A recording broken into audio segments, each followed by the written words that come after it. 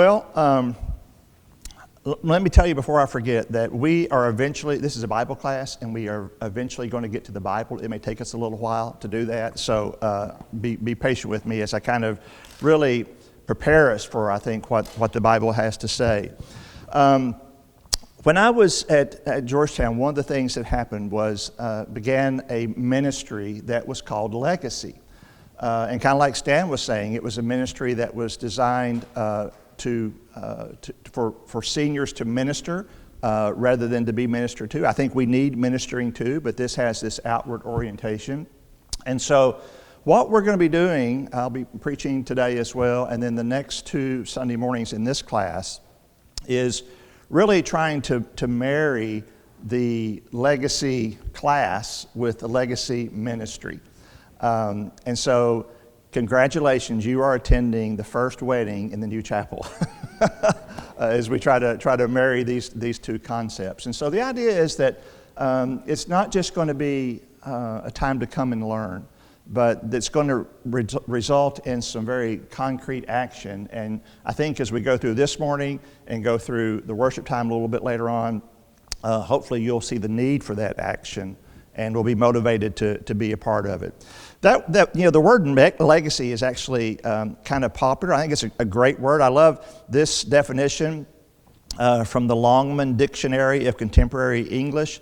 A legacy is something that happens or exists as a result of things that happened at an earlier time.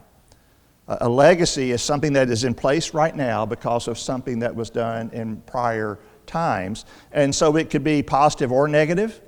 I think of generational poverty as a negative example of a legacy. Someone is just, they're in a state of poverty right now because that's just, that's been passed on to them and they haven't gotten the skills to be able to break free from that. A positive example, kind of corollary, is a strong work ethic. Faith can be a legacy as well, and that's something that we're really interested in. I like, there's a quote in a book called Growing Young that says, one of the primary responsibilities of leadership is to define reality. And when I think of leadership, I don't just think in terms of ministers and elders, but I think of us, of our generation, of defining reality. In other words, this is the way things really are. It's not how we wish it was. It's not how it used to be. Reality, this is the way things are. And I want to spend a little bit of time just talking about our current reality. There's a group called the Pew Research Center, PEW, and they don't just do church research. That's a great name for it. Somebody does church research. Is the pew? How many people are in the pews? And in 2007 and in 2014, and it was supposed to happen again in 2021, every 7 years. They did this, it's referred to as the Religious Landscape Survey, the Religious Landscape Study, just getting a feel for where religion is in America. And one of the things that they do, they have to do, it's really pretty extensive, but they have identified church attendance by birth year. And if you can imagine on the whiteboard that we've got right here, that was actually ordered this week and arrived damaged, and so we're not able to use that, but just use your imagination. So on this side, I guess, we'll have, or at the bottom, I guess, on different ages, different age brackets, millennials and so on. So imagine 65 to 48, or 65 plus, that's us, 49 to 64, 30 to 48, and then the millennials, 18 to 29. So you've got these 4 different age categories.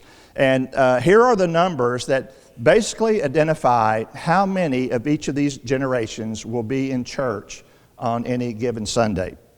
So those of us who are 65 and over, 48% of us are likely to be in church.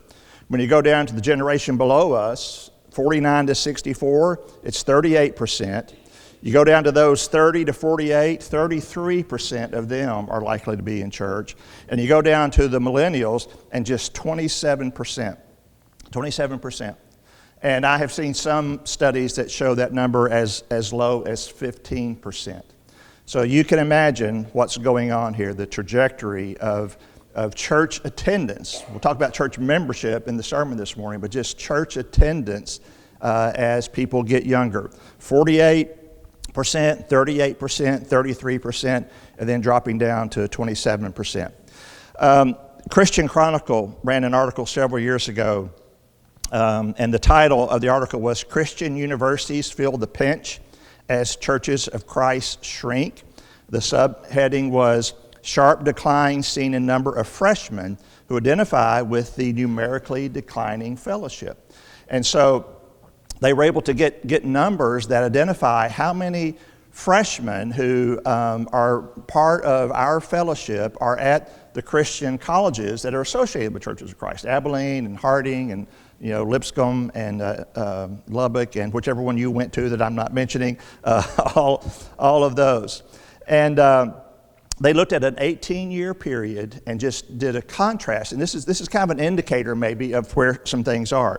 So again, imagine the year 2000, there were 6,600 freshmen attending colleges and universities associated with Churches of Christ. 4,411 of them identified themselves as members of the Church of Christ. That's 66.4%.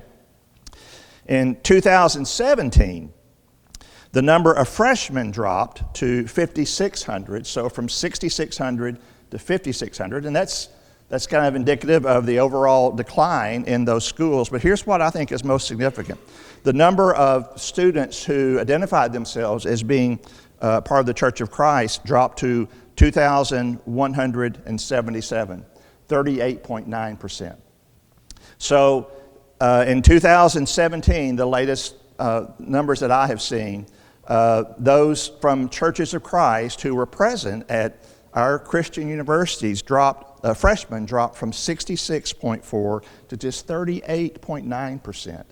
So less than half are members of the Church of Christ. And it's good that other people are coming to our churches, our schools, but when you see how the number is dropping overall, that's really something to be concerned about. And when we moved here from Searcy in 2008, and it was just kind of interesting for me to see this, that those churches in town, there were, students would go to different ones. And I remember when I went to Harding in the late 70s, there would just be this mass of students walking from campus over to the college church. Jim Woodruff was preaching there, and it was just everybody would go. The church I was at in Searcy, the downtown church, had the largest number of students among our fellowship in that area, but I would say maybe a couple of hundred. The church in town that had the most students from Harding was Fellowship Bible Church, community church. And that's, I'm sure, is true. I've heard that it's true in Abilene and in Lubbock and other places like that. And that just seems to be kind of typical about how things work.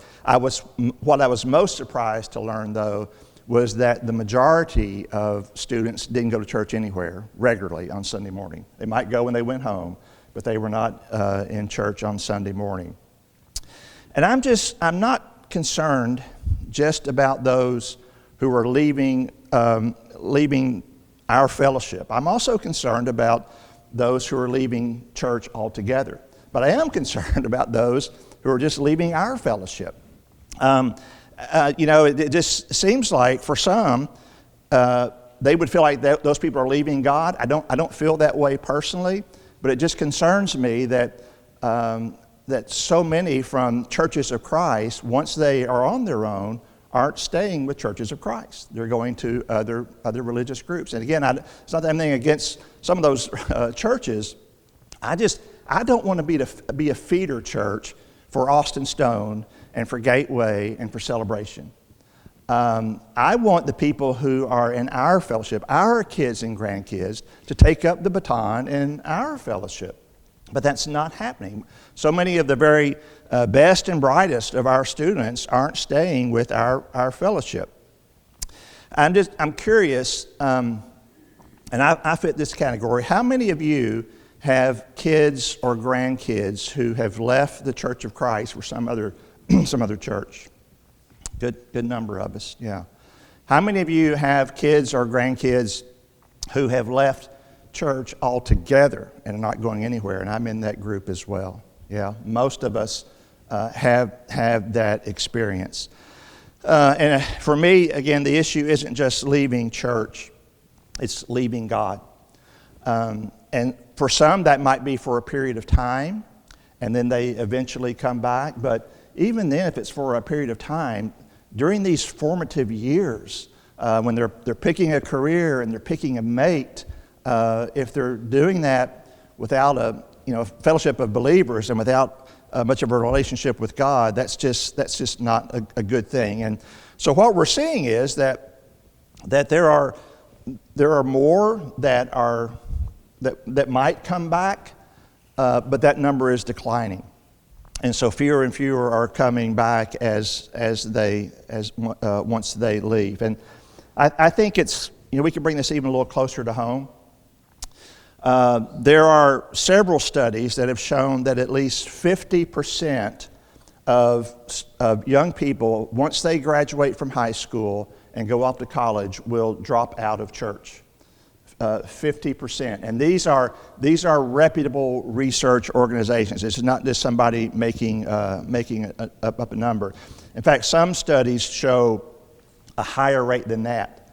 The Barna Research Group, which is just top-notch, the numbers they had in 2019, this is just really shocking to me, was that 64% of young people are in these great youth groups, and they love it, and the great things happen, and they graduate, and they're off, and they're gone. 64%. Now, let's go with the more conservative 50%. Let's say that 50% of our young people are going to leave. Well, that's kind of a shocking number, but what we've got over here, this is what this is all about. These are the names of some of our grandkids. That means that once they leave youth groups, 50% of them, half of these names, are coming off. Half of them. And I don't know how you feel about this, but this is gut-wrenching for me. Because one of my grandsons' name is on that wall. And it's all of a sudden, it's not just a disturbing statistic. I see a face now. There's a relationship that I have. And statistically, and we always think that it won't happen to us, but statistically, Sandy and I, between us, we have 6 grandkids. Which ones are we going to lose? Which ones were we going to lose? And it tears my heart apart to have to do that, but that is the reality that we're trying to define. We are losing the war. We are losing the war. And there are no indicators that might make us think this is just a little temporary thing. In fact, what some people have said, and I tend to agree with this, that what is happening in America is the church in America is really becoming like the church in Europe, where you have buildings, but nobody's there on Sunday. They may be there during the week to see the architecture and the art, but nobody's there on Sunday. It's just a building. Well, I want to know, what is your response to this?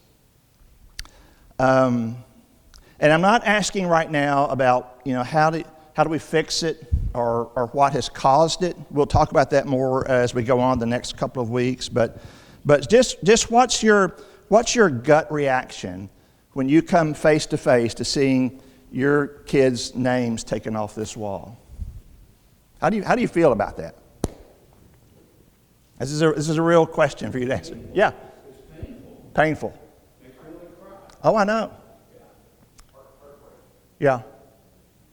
Yeah. Very disconcerting because there's consequences, not just to them, but to society.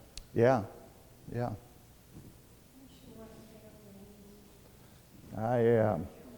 Makes you want to stay on your knees more. Yeah. Yeah. I'll tell you on a personal note, that I've got two adult children, and a conversation this past year, one of them, told me, and I wasn't surprised at this, but told me that they didn't believe in God anymore. My daughter told me that she and her husband didn't believe in God anymore. 2013, my first wife died. This is more painful than that. I mean, there was the emotional shock and all of that experience. That's kind of in a different, not really apples and apples, but I know where she's at. And I don't like the conclusions I come to when I think about where my daughter and her husband are headed. And it just, it breaks your heart. It makes you want to cry. It makes you want to be sick. When you move beyond the statistic to our children and our grandchildren, our great-grandchildren, then it becomes so disturbing. And the generation after me, so in other words, my kids and my nephews and nieces, just on my side of the family, of those who are adults, there are 3 who are with Churches of Christ. There is 1 who is with another church, and there are 7 who would be what we would consider a none, N-O-N-E. They don't go to church. They might go every now and then, but they are some of those who have dropped out. 3 are still with Churches of Christ. 1 was with another church, and 7 have dropped out. And this is from parents who are all Christians. Grandfather has been a preacher all of his life. My father was an elder most of his adult years. We always had them in church. They were always involved in youth group. And kind of the right things happened along the way, but for some reason it didn't take. And so my response to this, it's emotionally shaking. Even though I know I'm doing this, it still bothers me to pull those names off there. But my response to this is not on our watch. Not on our watch. And I say that as a preacher. I say it as a father, as a grandfather, not on our watch. We are not going to sit by and just watch while half of our kids get left behind. We're just not going to do that. And so what is driving this ministry, and I hope is driving this class, is we're going to do something about it. We're not just going to lament how sad it is, and we're not just going to complain about the ways that the younger generation is messing up. If that's all we're going to do, we're wasting our time. And if all we're going to do is just try to learn information, we're really kind of wasting our time.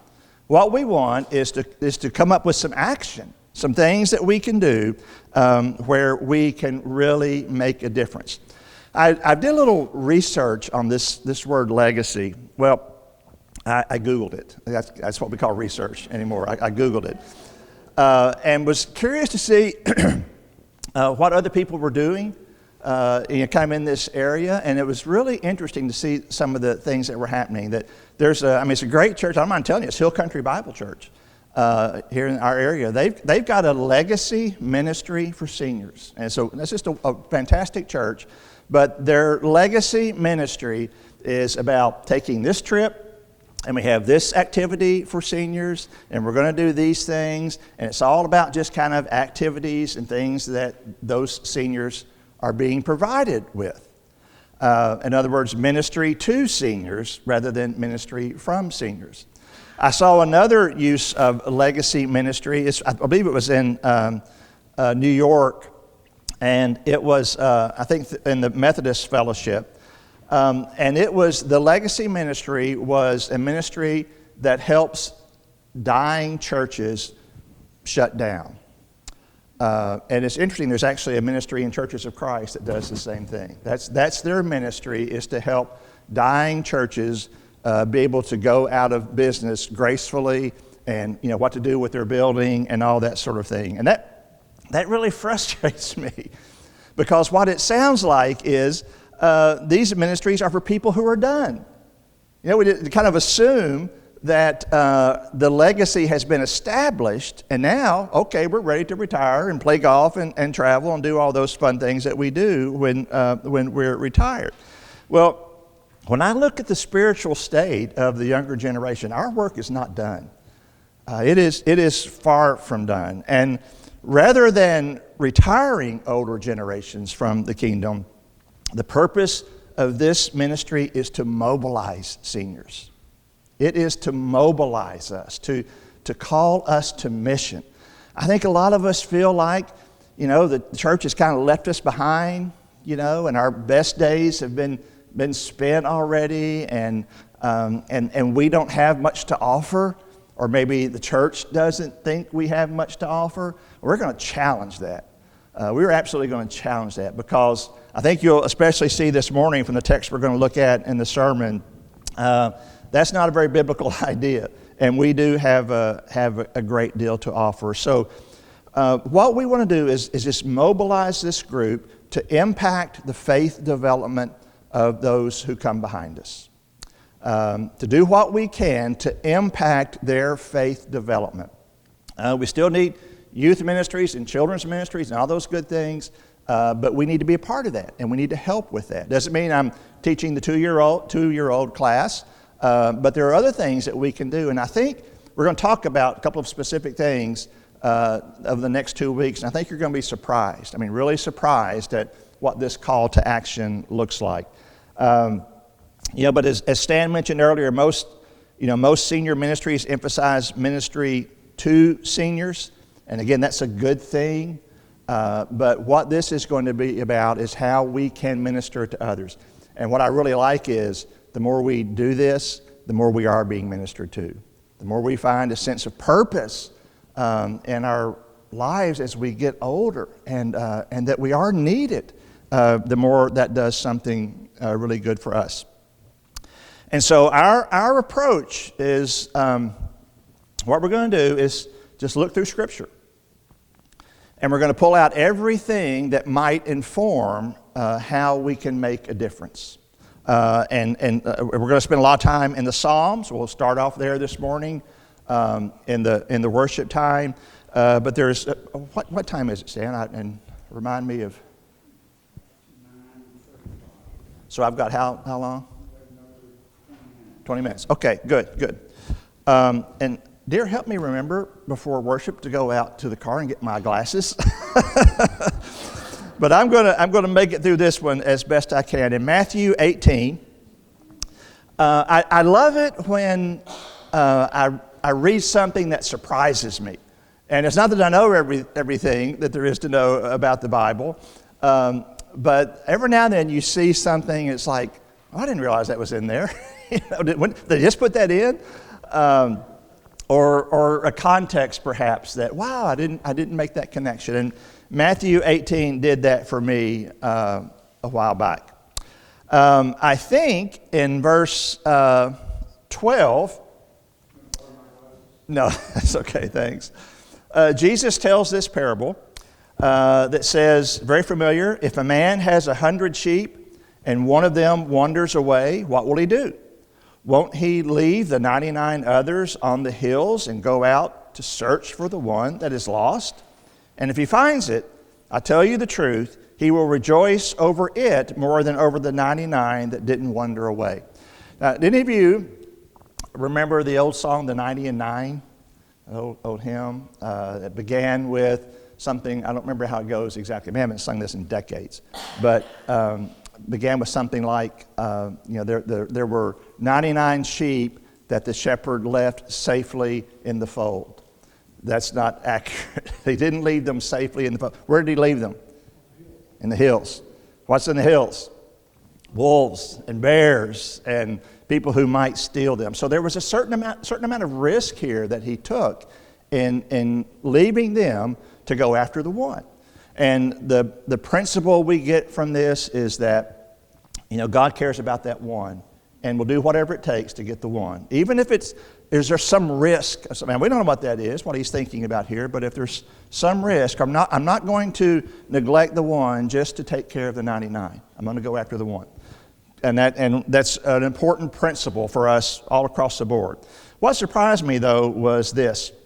The way this chapter begins, in chapter 18, verse 1, about that time, the disciples came to Jesus and asked, "Who is greatest in the kingdom of heaven?" Jesus called a little child to him and put the child among them. And then he said, "I tell you the truth, unless you turn from your sins and become like little children, you will never get into the kingdom of heaven. And so anyone who becomes as humble as this little child is the greatest in the kingdom of heaven. And anyone who welcomes a little child like this on my behalf is welcoming me." And then he goes on and talks about not causing a child to stumble, and the consequences of that. And in verse 10 or 11, he says, "Beware that you don't look down on any of these little ones, for I tell you that in heaven their angels are always in the presence of my heavenly Father." And then the verses we just read, 12 and 13, the parable about the 99 and the 1. And then right after that, in the very next verse, he says, in the same way, so be sure you're making this connection, in the same way, it is not in my heavenly Father's will that even one of these little ones should perish.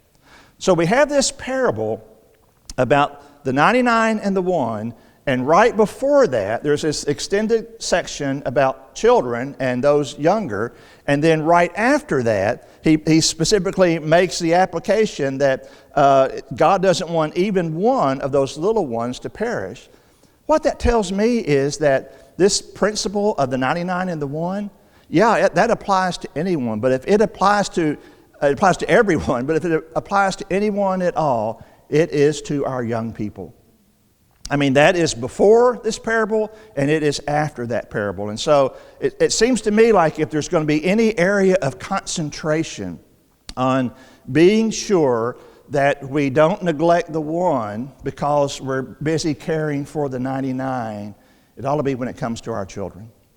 I don't see any other way around what is going on here. I think this context is specific.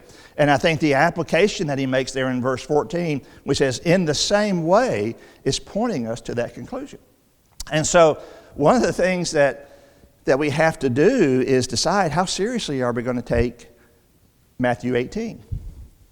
How seriously are we going to take this? And what that means to me, I think, is that that 1... those children and those generations behind us have to have a higher priority for us. And they have to have a priority in the church.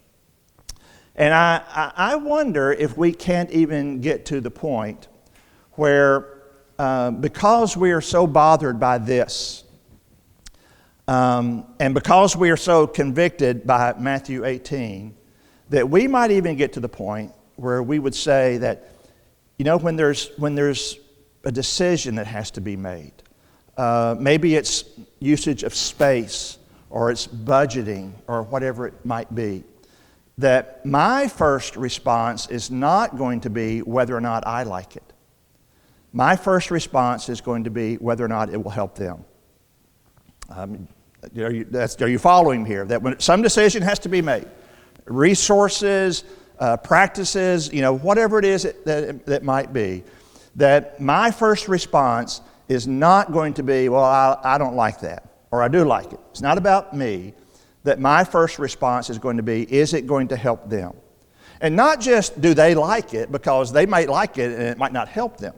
We might want to start, the young people, if you ask my 6-year-old granddaughter, she would be all in favor of substituting, pizza and Coke for crackers and grape juice in communion, She would love that. Okay, well, let's do it. Let's start having pizza. No, because that's not really going to help her. She might like that, but that's not going to help her. But we look at what's going on, and we decide that, well, this is a priority. And so I'm going to step back. I'm not going to pursue what I want for their sake. One of the ways we saw this play out at Georgetown, our situation is a lot different from yours. You've got a nice building for your youth group, but we had some portables kind of on the other side of the parking lot from the main worship area and classroom building, and that was the youth area. And our youth minister said, I'd like to get them over here. And so, well, to do that, to have space, we had to get rid of our library. Well, that was kind of a sacred cow for some folks, and they had invested a lot of time and energy into that library, and that was very important to them. But they saw what was going on, and they saw the need, and saw that it really would be better, rather than for them just being over there by themselves, if they were over here with the rest of the church, so we could interact and know them, and they could feel like they were a part of the church, and they were willing to do that. They were willing to move. We actually moved the library to another area, another part of the building. And then a few years later, our children's ministry had grown so much, and they needed a big space, kind of like this. And guess what space was available? The library. And so we went to them again. Here's what's going on. And at that point, we completely dropped the library. Nobody was really using it much anyway. But we dropped the library for the sake of those children. And so I don't know what that means here. I don't know what that would look like in your context. But I think that's a principle that if we're going to change this, we're going to have to accept this. And in fact, it's in the Bible is kind of important as well. But we have to begin to see those that we're losing as the one, and we are the 99.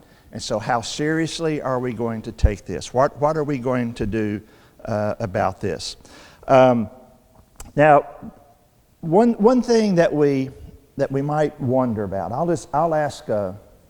I'll say something that maybe many people are thinking.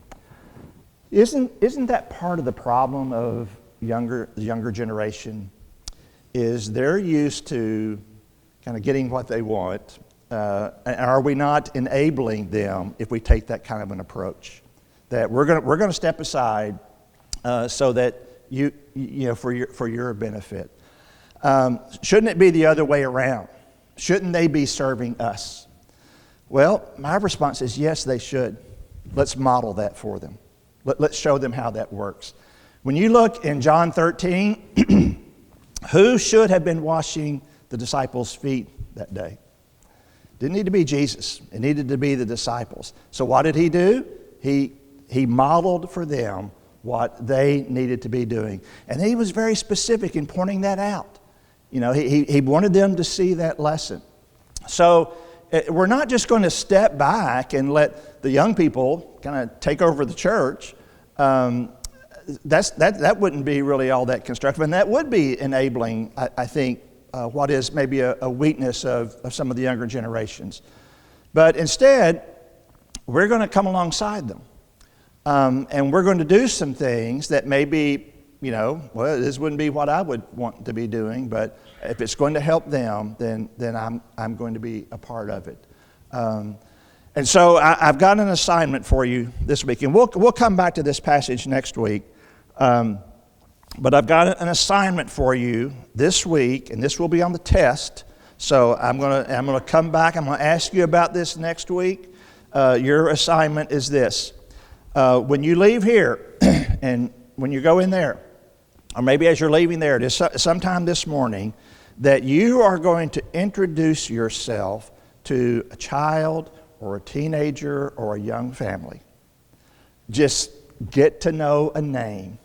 Just discover a name. And you don't have to, tell them your life story or, ask a lot of questions, but, maybe, I see you here and I just wanted to say hi and introduce myself, because I'd like to know your name. Or tell some parents, I see your kids, I just think they're adorable, and I'd like to just know who you are and like for you to know my name. And so just introduce yourself, because what we tend to do is we go in there and we sit by the people we already know, partly because we think they're not interested in us. You know, they've got young people, they've got their own group, and they want to be there, and they're not interested in us. That's wrong. You're wrong if you think that. And I thought that at one point as well until we started doing this and saw how much they really liked that, and how much they enjoyed just getting to know people who were older. And it's especially true if someone maybe who doesn't have grandparents here. Just to have some older person who knows their name. And I'll tell you some stories about that next week. So you think maybe that's not too hard, right? We can do that. We can go up and we can introduce ourselves to someone. I'm really excited about what we're going to talk about these next few. And this was kind of the negative part, you know. But I think we had to see the need before we're ready to accept the solution. And the call to action that you're going to get, it is so doable for all of us. And not only will it change their lives, it will change ours as well. And so we'll pick up there next week as we kind of move on. So I'll just turn it back to you. And my lovely wife went and got my glasses. Isn't she amazing? So